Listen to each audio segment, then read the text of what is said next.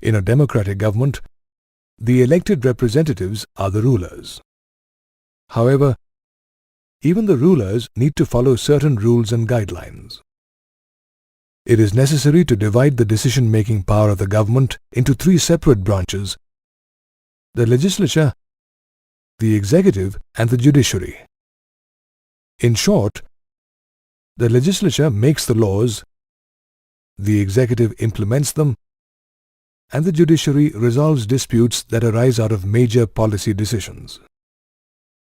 The legislature consists of an assembly of the people's representatives with the power to enact laws for a country. It also has the authority to raise taxes and to adopt the budget and other money bills.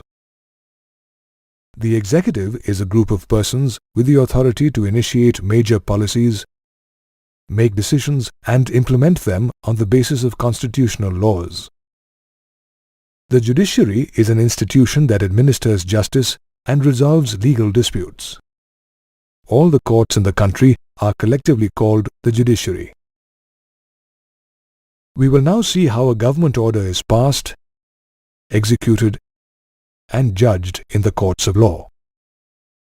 Any major policy decision is conveyed through a government order. A government order is also called an office memorandum. One such government order was passed on August 13, 1990.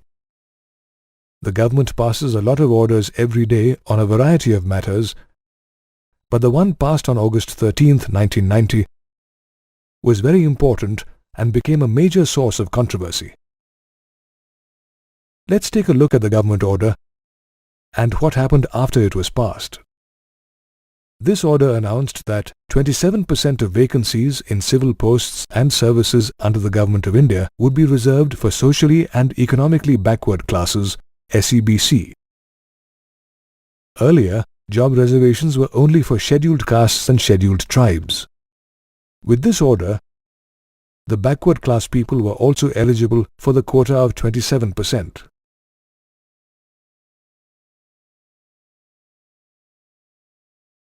The Parliament is the National Assembly of elected representatives of the people. It exercises supreme political authority on behalf of the people.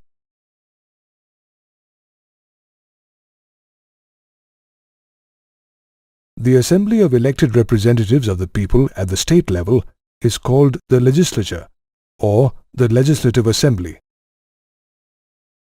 The Parliament exercises political authority in several ways. The Parliament has the authority to enact laws. It can add new laws and change or abolish existing laws. The Parliament has direct and complete control over the government. All major decisions are made after the approval and support of the Parliament. The Parliament controls how the government spends public money. The money can be spent only if the Parliament approves of it. National policy and important public issues are discussed and debated in the Parliament. The Parliament consists of the office of the President of India and two houses: the Rajya Sabha or the Council of States and the Lok Sabha or the House of the People. Did you know the President of India is part of the Parliament but not a member of either house? The Rajya Sabha is the upper house of the Parliament of India. The Rajya Sabha consists of 250 members, of which 12 are nominated by the President of India for their expertise in specific fields of art, literature, science, and social services. These members are known as nominated members. The remainder of the Rajya Sabha is elected by state and territorial legislatures. The term of office is 6 years, and 1/3 of the members retire every 2 years. The Vice President is the ex officio chairman of the Rajya Sabha. It is not subject to dissolution because when 1/3 of the members retire, the same number are elected.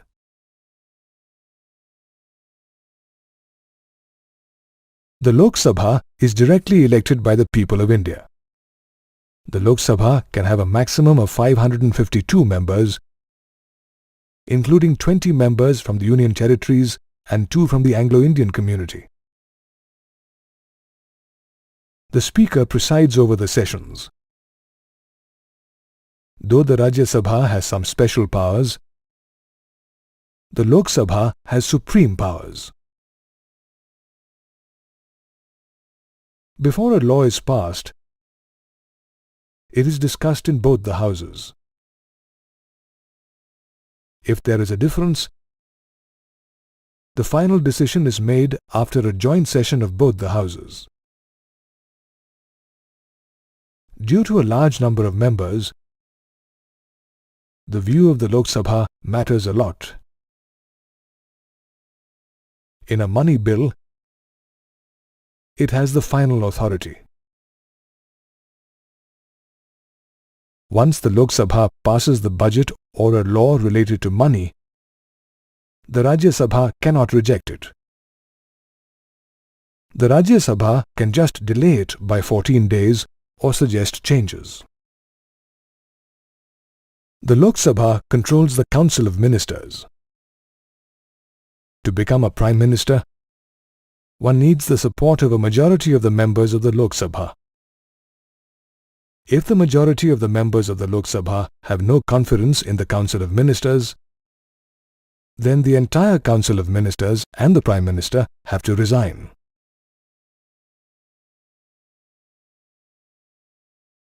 In a democratic government, the functionaries need to execute decisions made by the party, the Parliament, or the senior ministers.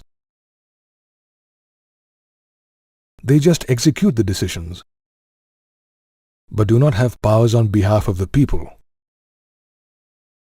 A group of such functionaries is called the executive, as it executes the policies of the government. The executive has 2 categories: political and permanent. The political executive consists of political leaders who are elected by the people for a specific term. The permanent executive includes members who are appointed on a long-term basis. These members remain in office even when the party in power changes. The permanent executive is also called the civil services. They work under the political executive and help in the administration. The political executive has more powers and the final say in all important decisions. The ministers make the final decision, as they are the representatives of the people. This is what happens in a democratic form of government. The ministers consult experts and then make decisions based on the overall objective of the government. The political executive includes the Prime Minister and the Council of Ministers. The President appoints the leader of the majority or the coalition party that has a majority in the Lok Sabha as the Prime Minister.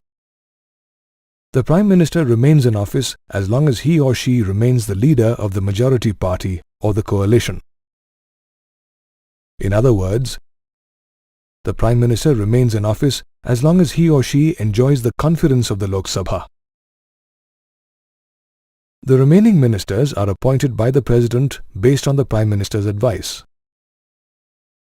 These ministers are usually from the party or the coalition that has a majority in the Lok Sabha. Did you know a person who is not a member of Parliament can also become a minister? However, such a member has to get elected to one of the houses of the Parliament within 6 months of appointment.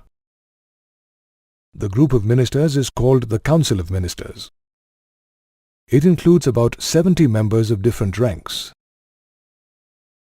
The Council of Ministers includes Cabinet Ministers, Ministers of State with independent charge, and Ministers of State. A Union Cabinet Minister is a senior minister from the ruling party in charge of a ministry. A cabinet minister may also hold additional charges of other ministries where no other cabinet minister is appointed. The cabinet is the internal ring of the Council of Ministers. It consists of around 20 members. The ministers of state with independent charge do not have a union cabinet minister overseeing that portfolio. They are in charge of smaller ministries and participate in cabinet meetings when invited. A minister of state is a junior minister with an overseeing cabinet minister, usually having specific responsibility in that ministry. For instance, a minister of state in the finance ministry may only handle taxation. A minister of state is attached to the cabinet minister concerned and has only administrative powers. Most important decisions are made in cabinet meetings. Due to this reason, parliamentary democracy is also known as the cabinet form of government. All ministers are supposed to honor the decisions of the cabinet. The Prime Minister has several powers as the head of the government. He chairs cabinet meetings and assigns work to the other ministers. He also has the power to dismiss ministers. If the Prime Minister resigns, the entire ministry is supposed to have resigned. The cabinet is the most powerful institution in India, and the Prime Minister is the most powerful member in the cabinet. Recently, the power of the Prime Ministers has increased so much that parliamentary democracies are sometimes called the prime ministerial form of government. Due to the major role of political parties in politics, and as the Prime Minister can control the cabinet and parliament through the party, the powers are concentrated on the Prime Minister. Earlier, Prime Ministers like Jawaharlal Nehru and Indira Gandhi exercised a lot of authority and power as they had a lot of influence over the public. Due to coalition politics of recent times, the power of the Prime Minister has been somewhat limited. The Prime Minister has to consider the views of different partners in the coalition. This is because their support is important for the survival of the government. The President is the head of the state and has nominal powers. The President supervises the overall functioning of all political institutions in the country to achieve the objectives of the state. The President is not directly elected by the people. All the members of Parliament or MPs and the members of the state legislative assemblies elect the President. Thus, in a way, the President represents the nation. Though the President has nominal powers as per the Constitution, he or she plays an important role. All major government activities, policy decisions and laws are issued in the name of the President. The President takes all major decisions based on the advice of the Council of Ministers. Any bill passed by the Parliament becomes a law only if the President approves it. If the President wants, he or she can delay it and then send it again to the Parliament. If the Parliament passes the bill again, the President has to sign it.